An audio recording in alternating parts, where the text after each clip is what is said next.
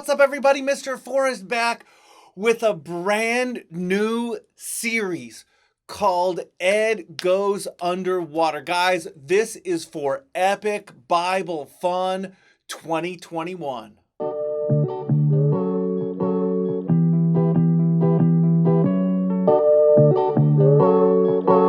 Ed was an underwater explorer.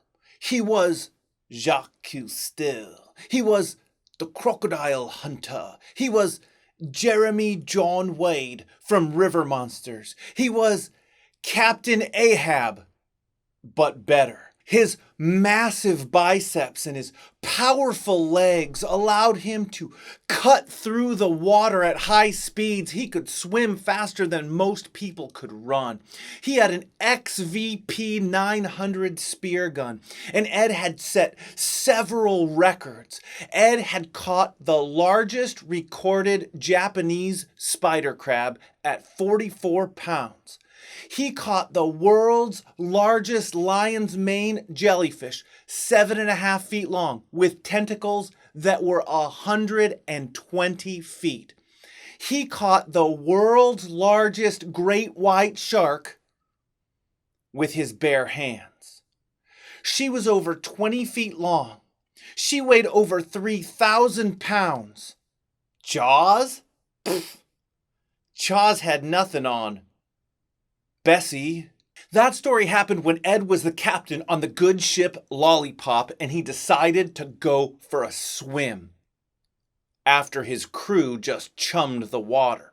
Chumming the water is how you attract sharks when you are shark fishing. You cut up fish and you let their blood and guts and fishy pieces go into a bucket, and then you dump that bucket overboard, and the sharks smell the blood and they get excited. They had just chummed the water and Ed wanted to go for a swim. Ed's first mate begged him not to go in the water. Ed's entire crew begged him not to go into the water. It was like the salt sea air was begging him not to go in the water. But Ed wouldn't listen. He climbed up to the crow's nest and he dove in head first. Just then, the biggest great white shark any of them had ever seen breached the water, jaws wide open, and she would have swallowed Ed whole if he did not have lightning quick reflexes. At the last possible minute, Ed parried and swung his leg around and mounted that shark like a pony. The shark thrashed and flopped, but Ed held on like a rodeo cowboy. The shark dove down 200 feet, but that was no problem for Ed's powerful lungs. Ed could hold his breath for 7.5 minutes. Houdini had nothing on Ed. Copperfield had nothing on Ed. Chris Angel or David Blaine had nothing on Ed. And when they got 200 feet down, Ed pet her head and spoke softly to her in her language. Ed could speak Great White. And Ed said, There now, girl. There's no reason to be violent. Why don't you and I sit down and have a cup of tea and perhaps a poke bowl and discuss the NBA playoffs? Ed had tamed Bessie. She became his pet. Ed was the perfect specimen of manliness. Ed was the ultimate underwater adventurer. Just then, Ed heard his name being called in the distance. It was a female voice, and that caused him to snap out of his daydream. You see, in Ed's daydream, he was an underwater adventurer, but in real life, he was in 3 inches of water and 12 inches of bubbles. In his daydream, he had an XVP 900 spear gun, but in real life, he had a spray bottle. In his daydream, he was wrestling with a massive great white shark, but in real life, he was wrestling with his rubber ducky Cornelius and losing. Ed was no underwater explorer. Ed was no adventurer. Ed actually was deathly afraid of the water. In fact, Ed always carried around a pair of goggles, a nose plug, and a pair of earplugs everywhere he went. He wore them in the bathtub. He even wore them when he got a drink of water from the water fountain. At that very moment, he had his earplugs in so he could hardly hear his mom calling for him. She called out again, "Ed, are you almost done in there?" Ed said, Yes, ma'am. And Ed drained the water, and Ed dried off with his sharky towel, and he got into his shark robe, and he slipped his feet into his shark slippers that made shark sounds whenever he walked in them. Ed went upstairs to his room to feed his fish, and as he sprinkled the food into the aquarium, he looked at his fish and said, I wish I had sea skills like you guys. Ed loved all things aquatic, and his room was a testament to that. He had boats and life preservers and dive equipment and fish everywhere. But Ed was deathly afraid of the water. But he had to get over it quickly because their family vacation was coming up, and this year's family vacation was to Montego Bay, Jamaica. There was going to be a swimming pool at the resort, and we're going to go kayaking and fishing and snorkeling and a day on the sailboat. Ed was so excited and terrified. The day before vacation, Ed packed all the stuff he considered essentials. Ed brought his rubber ducky Cornelius. Ed brought one of those disguises with the big nose, the mustache, and the bushy eyebrows. Ed brought plenty of comic books. Ed brought one sock. Ed almost brought his toothbrush, but then he looked at it and said, what am I going to need this for? Ed's mom was pretty savvy, and she knew how things like this went, so she sneaked into Ed's room and she repacked his suitcase with actual clothes. And she packed his Bible in there, and she packed a wrapped gift. A special gift. A gift for Ed to open when he was at his loneliest. Ed was lonely often. Mom and Dad had each other. His sister Mary somehow made friends wherever she went, but at this point in his life, Ed was an introvert. Ed kept to himself. He didn't talk to many people. A lot of people thought he was weird, so it was hard for him to make friends. He was lonely often, so this was a very thoughtful gift of his mom to pack for him. The next day, it was time to leave. They would fly to Miami, and then they had a 2-hour layover and fly from Miami to Jamaica, and they were so excited, and they boarded the plane, and the first thing Ed did was he let down the tray and he slammed his face on the tray and he went to sleep. Ed slept the entire flight. Ed dreamed the entire flight. Ed drooled the entire flight. Meanwhile, his sister Mary was taking pictures and posting those pictures to social media with captions that read things like, Wethead Ed, I dream of drool, and why go swimming in Montego Bay when there's Lake Ed? Ed woke up when the plane landed and he slept through the entire layover. They got on the next plane that went to Jamaica, and Ed slept through that entire flight. So by the time they got to their hotel, Ed was well rested. The entire family was so excited they couldn't wait. Immediately upon arriving at the hotel, they all changed into their swim clothes and they threw their luggage on the beds and they went down to the pool and they splashed and they played and they laughed and they... Where's Ed? They all frantically looked around and they saw Ed in the tiny, tiny toddler section of the pool, dipping his big toe in the water and then jerking it back out again. Mary rolled her eyes. Ed, it's so hot out and the water's so cool. It feels great. Would you just get over it and jump in? Mom scolded Mary. She said, Mary, when he's ready, he will come in. Be patient with him. That night, Ed couldn't sleep. Part of it was because he slept so much on the flight over, but part of it was because he was absolutely terrified because the next day they were going to go on a sailboat for the entire day. That night, Ed tossed and turned and worried. And the next morning, with almost no sleep at all, they boarded the sailboat. But instantly, his jitters went away because Ed was able to go fishing. Ed loved fishing because Ed did not mind slimy things. In fact, Ed loved slimy things. So he took a handful of fish guts that they were going to use for bait, and he chased his sister Mary all around the boat, laughing the entire time. They rigged up the fishing poles and they began trolling. Trolling is where you drop your line in and fish as you sail. You use a jig that just looks like a little fish. And as the boat's going, it kind of swims like a little fish, being pulled along by the line. And there's several hooks on it, like to snag a big one. And Ed did snag a big one. In fact, Ed snagged a 3-foot wahoo that weighed around 40 pounds. Ed thought, no one's going to believe me. This is so incredible. His mom was so proud of him. She said, I want to take your picture next to the fish, so hold it up. And he held up the line, but it was so heavy he could hardly hold it. He said, Mom, hurry and take the picture. But she was trying to figure out the camera. Oh, and then she saw the button. And right before she pushed the button, that wahoo smacked Ed in the face with its tail, somehow got off the hook and overboard back into the ocean. Mom hit click on the camera, and when they looked at it together, all they saw was Ed's face like this and a splash in the background. No one would ever believe Ed that he caught that wahoo. Ed went down below the deck to wash his face and to sulk. Ed was so exhausted and tired that when he was finished washing his face and hands, he looked and saw a little mattress, and he decided, I'm just going to lay down for a few minutes, and instantly, Ed was asleep. Ed woke up with a start because he thought he heard yelling, and he was so confused he sat up and looked around, and everything was dark. How long did I sleep for? Ed thought.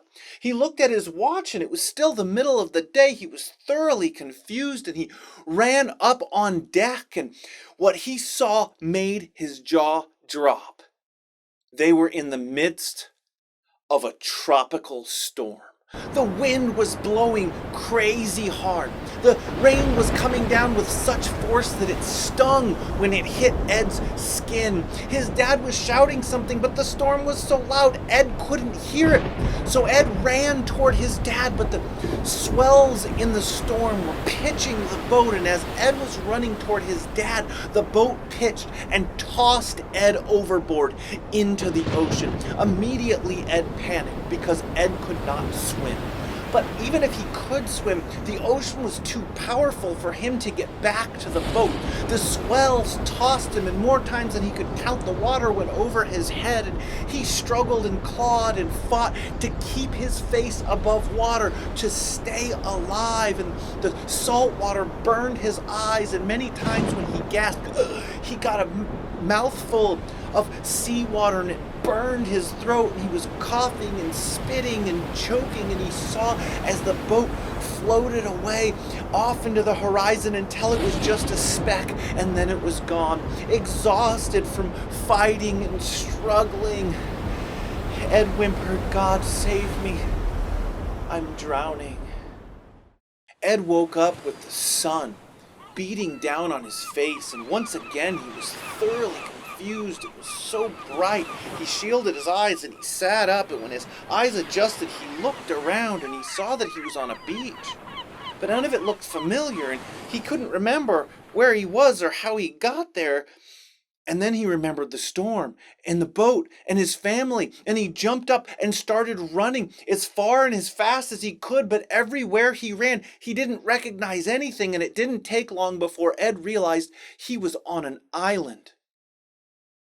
An island in the middle of the ocean. Ed didn't know where he was. He didn't know where his family was. He didn't know what to do, so he sat down on the beach and he cried. Ed probably cried for 20 minutes, and he whispered out a prayer, God, I don't know what to do. Please help me. Ed looked up and he saw something floating toward the shore, and he jumped to his feet and he ran. It was his backpack. Ed said, how did this get here? And he picked it up, and it was all waterlogged, and he brought it to the beach and he unzipped it and started dumping out the contents. There were soggy clothes and a survival knife, his disguise and his rubber ducky, and the gift that his mom had wrapped for him, and a Bible. At that moment, Ed was so thankful his mom had packed that Bible. He tried to open the Bible, but it was so soggy the pages just clumped together, and it kind of naturally fell open at Romans 5. Ed started reading and realized he recognized Romans 5. You see, his church family would meet together on Wednesday nights for Bible study, and they were studying the book of Romans, and they had studied Romans chapter 5, and Ed started reading it, and it looked familiar. But then one verse caught his attention. It was verse 12. Let's take a look. Romans 5:12 says, "Therefore, just as sin came into the world through one man, and death through sin, and so death spread to all men because all sinned." Ed recognized this verse from Mr. Klitzing teaching about it, and Ed remembered. Ed remembered how Mr. Klitzing was talking about back in the book of Genesis, how God created everything, and he created everything good.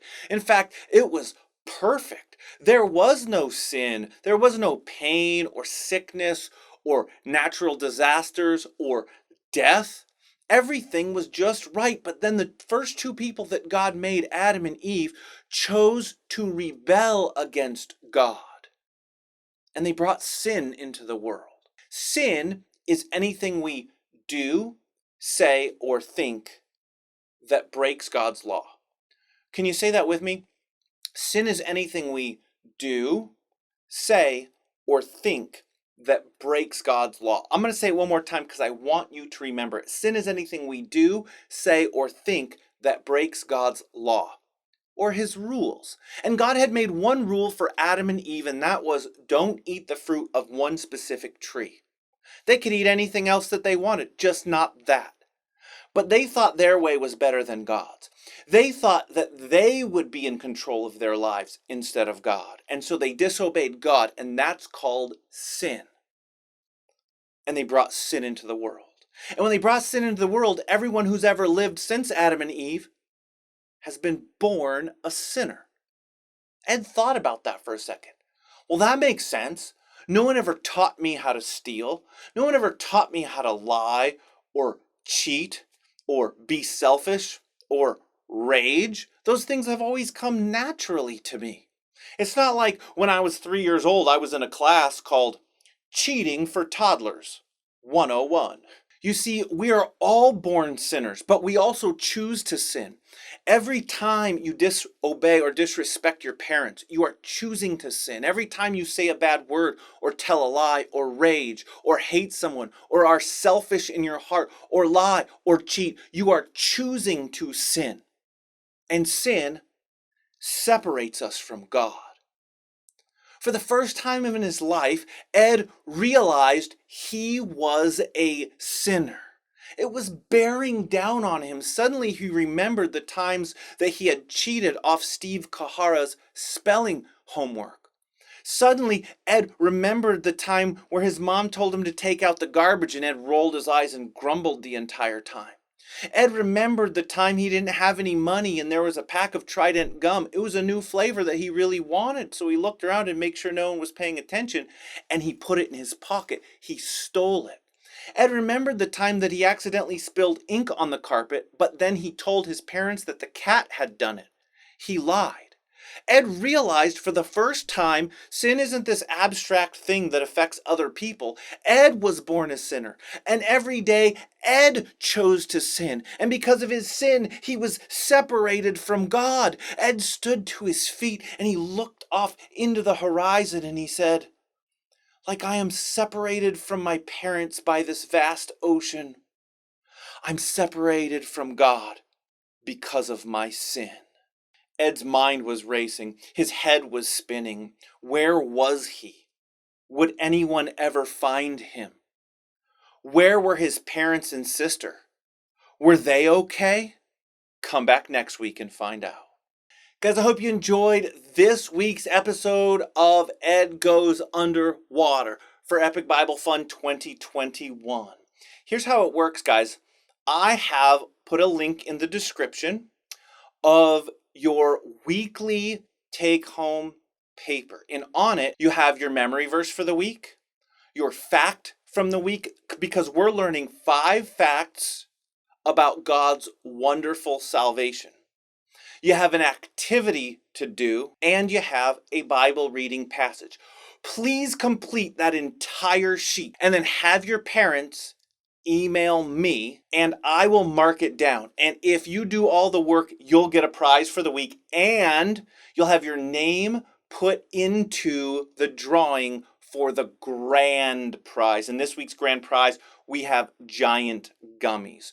So let's talk about what we're going to learn. Number one, fact number one. So 5 facts about God's wonderful salvation. 5 facts about God's wonderful salvation. This is sign language for wonderful. 5 facts about God's wonderful salvation. Fact number 1, everyone is a sinner, even me. Say that with me. Fact number 1, everyone is a sinner, even me. So, 5 facts about God's wonderful salvation. Fact number 1, everyone's a sinner, even me. We're learning 5 facts from Romans 5. Our memory verse this week is Romans 5:12. Therefore, just as sin came into the world through one man, and death through sin, and so death spread to all men because all sinned. Don't forget to leave a like on this video. Don't forget to share this video with your friends. They can participate too. Make sure that you do your verse, do your Bible reading, memorize fact number 1, and have your parents contact me. Guys, if you're local, you can pick up the prizes here. If you're not local, I will mail the prizes to you. Guys, what's going to happen to Ed? We're going to find out next time. I am so excited, but until then, Mr. Forrest, out.